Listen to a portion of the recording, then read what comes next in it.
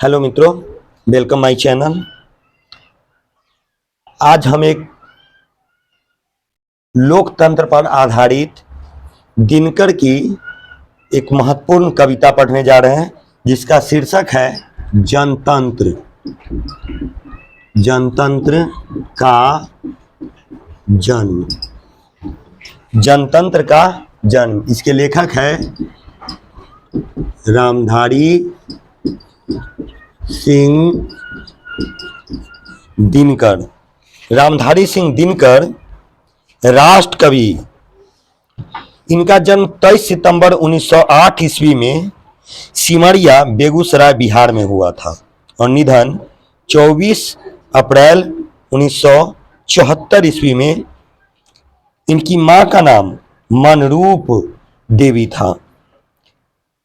ये सांसद भी रहे हैं और इनके वाणी इतनी प्रखर रही है कि ये इनके वाणियों में जनता प्रत्यक्ष रूप से बोलती है। उसी में एक कविता है, जनतंत्र का जन्म। जन माने जनता, तंत्र माने शासन, मतलब जनता का शासन का जन्म कैसे होता है। 1947 से पहले हमारा देश औपनिवेशिक शासन के अधीन प्रतंत्र था, लेकिन जब यह औपनिवेशिक शासन से स्वतंत्र हुआ तो इस देश की प्रत्येक जनता की भावना सुगोगा उठी थी। प्रत्येक जनता के मन में एक आशा थी, अभिलाषा थी, आकांक्षाएं थी, इच्छाएं थी, जो स्वतंत्र होंगे, खुली आसमान अपनी होंगी, अपना विचार होगा, अपनी आज़ादी होगी, अपनी स्वतंत्रता होगी। उसी पर इन्होंने एक कविता लिखी, जनतंत्र का जन्म। जिसमें लिखते हैं, सदियों की ठंडी बुझी राख सुगबुगा उठी। सदियों की ठंडी बुझी राख सुगबुगा उठी। मिट्टी सोने की ताज पहन इठलाती है। सिंहासन दो राह समय के रथ का, घर घर नाद सुनो। सिंहासन खाली करो कि जनता आती है। सिंहासन खाली करो कि जनता आती है। अर्थात एक दो समय का नहीं, बल्कि सदियों का, सैकड़ों वर्षों का जो भावनाएं थी, जो दबी हुई थी विचारों की, वह आज सुगबुगा उठी है। और यह मिट्टी आज सोने की ताज पहन के इठलाती है, हंसती है, खुशियां मनाती है। दो राह समय के रथ का, घर घर नाद सुनो। समय का जो चक्र होता है वह बदलते जाता है। उसकी पुकार है, आवाज है कि अब तुम सिंहासन को छोड़ दो, क्योंकि अब जनता व्याकुल हो चुकी है इस पर बैठने के लिए। जनता, ये व्यंग्यात्मक कविता है। जनता, एक ओर से आवाज आती, जनता, हाँ।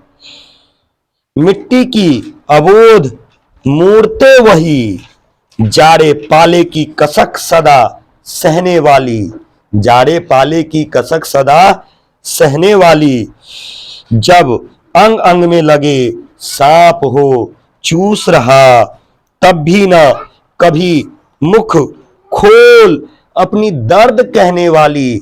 ऐसी जनता की बात करते हो जो कभी अपना दर्द तो मुख से बयान नहीं करता है। भला वैसी जनता हमारे सिंहासन को कैसे खाली कर सकती है। तो जनता, हाँ, लंबी बड़ी जीभ की यही कसक। जनता सचमुच ही बड़ी वेदना सहती है, बड़ी दर्द सहती है, दुख सहती है। सो ठीक है, मगर आखिर इस पर जनमत क्या है। आखिर इस पर जनमत मतलब जनता का मत, विचार क्या है प्रश्न गूढ़, है प्रश्न बड़ा रहस्यमय, गूढ़ है। जनता इस पर क्या कहती है। मानो जनता हो फूल जिसे एहसास नहीं। मानो जनता हो फूल जिसे एहसास नहीं।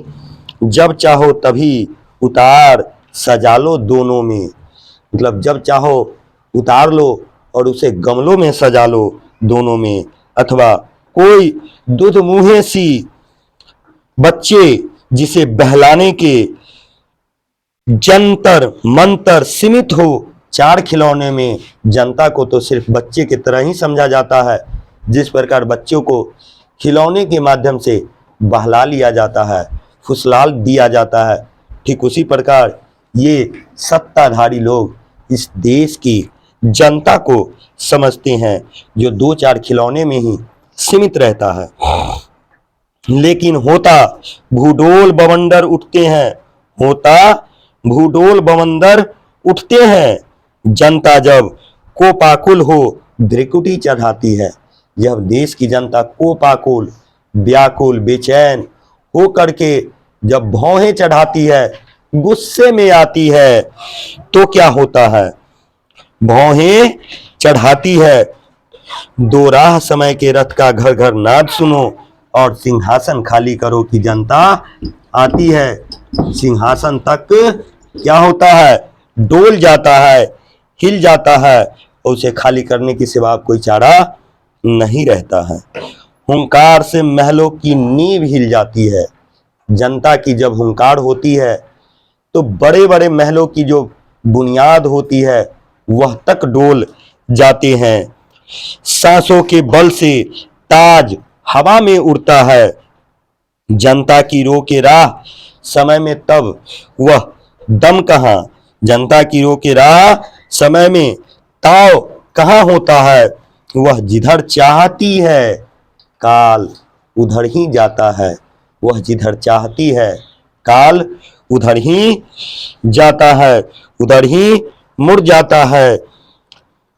अब 2 शताब्दियों सहस्त्राब्द का अंधकार, सैकड़ों वर्षों का अंधकार बीता गवाक्ष अंबर के दहके जाते हैं। बीता गवाक्ष अंबर के दहके जाते हैं।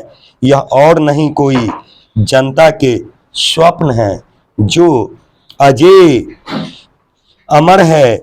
चीरते तिमिर का वह उमड़ते आते हैं, जो अंधकार को फाड़ते हुए वह उमड़ता हुआ सिंहासन की ओर चले आते हैं। सबसे विकट जनतंत्र जगत का आ पहुंचा है। सबसे विकट जनतंत्र जगत का आ पहुंचा है। 33 कोटि हित को सिंहासन करो। 33, उस समय भारत की जो जनता की जनसंख्या थी वह 33 करोड़ थी। 33 कोटि हित सिंहासन तैयार करो।